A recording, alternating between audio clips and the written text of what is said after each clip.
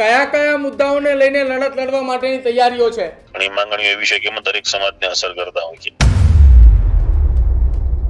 ગોંડલનો પ્રશ્ન છે, પાટીદાર અનામત આંદોલન દરમિયાનના જે કેસો પડતર છે બાકી રહી ગયા છે, કેસોનો પ્રશ્ન છે.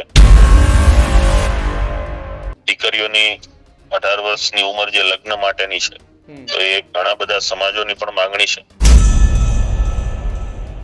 કે એની ઉંમર વધવી જોઈએ, કે જે બનાવો બની રહ્યા છે અને સાથોસાથ માતા પિતાની સંમતિ વાળો જે બનાવ જે વસ્તુ એડ થવી જોઈએ.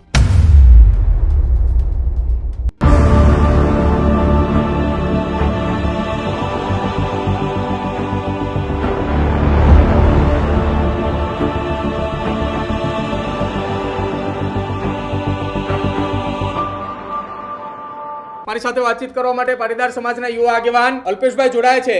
અલ્પેશભાઈ ફરી એક વખત પાટીદાર સમાજોના આગેવાનો એકજૂટ થઈ રહ્યા છે. ગાંધીનગરની અંદર આજે મોટી બેઠક મળવાની છે. આ બેઠક બાદ કયા કયા મુદ્દાઓને લઈને લડત લડવા માટેની તૈયારીઓ છે? અત્યારે કોઈ લડતનો કેવો મુદ્દો નથી. સમગ્ર ગુજરાતના જુદા જુદા વિસ્તારોની અંદર જે જુદી જુદી સમસ્યા અને પ્રશ્ન હોય કે મોરબીની અંદર છેલ્લા ઘણા સમયથી વ્યાજખોર અને જે યુવાનોના ગેમના પ્રશ્નના લઈને જે આખું દેવું કરે છે અને આખી જે સિન્ડિકેટો ચાલે છે. ગોંડલનો પ્રશ્ન છે, પાટીદાર અનામત આંદોલન દરમિયાનના જે કેસો પડતર છે બાકી રહી ગયા છે, કેસોનો પ્રશ્ન છે. જે દીકરીઓની 18 વર્ષની ઉંમર જે લગ્ન માટેની છે, તો એ ઘણા બધા સમાજોની પણ માંગણી છે. એસપીજી થી લાલજીભાઈ પણ એ માંગને લઈને ઘણા સમયથી અલગ અલગ સભાઓ કરી રહ્યા છે કે એની ઉંમર વધવી જોઈએ, કે જે બનાવો બની રહ્યા છે અને સાથોસાથ માતા પિતાની સંમતિ વાળો જે બનાવ જે વસ્તુ એડ થવી જોઈએ. આવી જે અલગ અલગ ગુજરાતની અલગ અલગ માંગણીઓ છે જે માત્ર પાટીદાર સમાજની પણ નથી, ઘણી માંગણીઓ એવી છે કે દરેક સમાજને અસર કરતા હોય છે.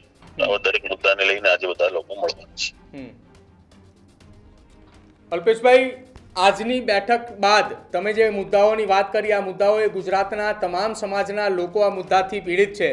આ બેઠક બાદ, આ ચિંતન શિબિર બાદ તમામ સમાજના આગેવાનો સાથે પણ ચર્ચા કરવામાં આવશે કે અમે આ મુદ્દાની લડત લડી રહ્યા છીએ. આ ન માત્ર પાટીદાર સમાજ પરંતુ આમાં તો દરેક સમાજે આ મુદ્દાઓથી પીડાઈ રહ્યો છે. ચોક્કસ જે મુદ્દાઓ દરેક સમાજને અસર કરે છે એમાં બીજા સમાજ સાથે પણ સંકલન સાધવાનો પ્રયાસ કરીશું.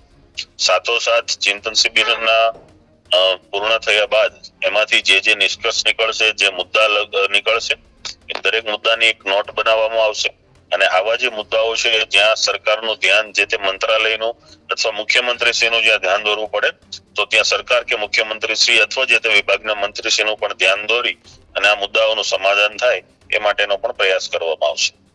બિલકુલ અલ્પેશભાઈ, આભાર અમારી સાથે જોડાવા બદલ.